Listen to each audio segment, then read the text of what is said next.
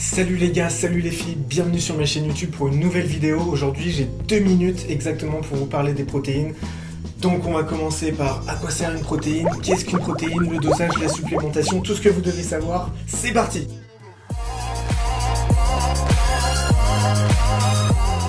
Une protéine est constituée d'une chaîne d'acides aminés qui sert à la croissance et à la régénération des tissus abîmés et déchirés.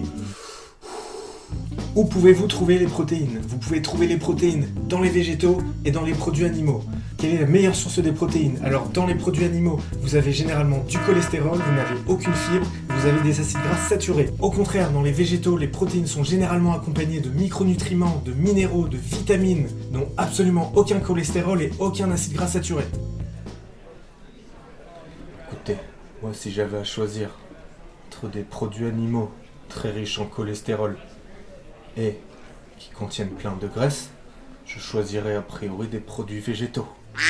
Alors forcément vous allez me dire que vous n'allez pas retrouver autant de protéines dans les produits végétaux, c'est-à-dire les plantes, les légumes, les fruits, que dans les protéines animales. Comme je le dis très souvent, ce n'est pas la dose de protéines que vous mangez qui est importante, c'est celle que vous assimilez. Les protéines végétales sont à 100% biodisponibles et complètement assimilables par votre organisme. À moi, on m'a toujours dit que les protéines végétales n'étaient pas complètes par rapport aux protéines animales. Faux! Il s'agit encore d'un mythe. Toutes les protéines végétales sont complètes. On a toujours entendu dire qu'il fallait combiner céréales et légumes pour obtenir une chaîne d'acides aminés complète. C'est faux! Savez-vous que le lait maternel est constitué uniquement à 7% de protéines, alors que c'est la période de croissance la plus importante de notre vie? Ça pousse à réfléchir, non? Effectivement, vous n'avez aucun intérêt à dépasser 10% de votre total calorique en protéines. Donc concrètement, à quoi sert de consommer 200 grammes de protéines par jour, voire 300 grammes, si vous ne pouvez pas les assimiler complètement? D'autre part, vous n'avez pas besoin de consommer d'énormes doses de protéines provenant des aliments extérieurs. Pourquoi? Car votre corps en produit suffisamment via les déchets cellulaires. Le seul intérêt qui réside dans le fait de consommer plus de 10% de votre apport calorique en protéines est dans le fait qu'il constitue une réponse insulinique.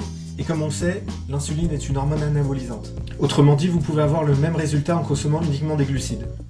Ouais, mais t'es bien gentil, mais moi je fais quoi de mes pots de whey, de caséine, de protéines, de poudre qu'est-ce que j'en fais moi maintenant? Vous prenez certainement de la poudre après, avant ou pendant votre entraînement, car vous pensez qu'il s'agit de la forme la plus assimilable de la protéine qui existe au monde. Faux! Une protéine dénaturée de ses micronutriments ne sera jamais biodisponible autant que dans les produits naturels.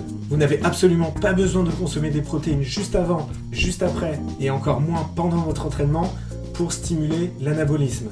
Ce que l'on peut retenir de tout ça, c'est que pour prendre du muscle de manière super efficace, il n'y a pas plus important que les glucides simples que l'on va retrouver dans les fruits et les légumes et aussi les bonnes graisses. Voilà, j'espère que ce contenu vous a plu. Dans une prochaine vidéo, j'aborderai plus en détail les sources des protéines, notamment pour les végétariens et les végétaliens, et les nombreux mythes qu'il y a autour des protéines en règle générale. Merci de m'avoir écouté, n'hésitez pas à vous abonner à ma chaîne et à liker la vidéo, et je vous retrouve très rapidement. Peace out!